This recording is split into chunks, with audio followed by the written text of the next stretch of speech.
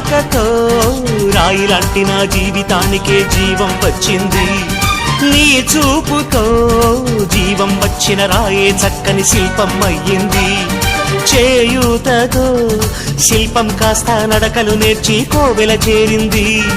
నీ నవ్వుతో కోవెల చేరిన శిల్పంలో నా కోరిక కలిగింది.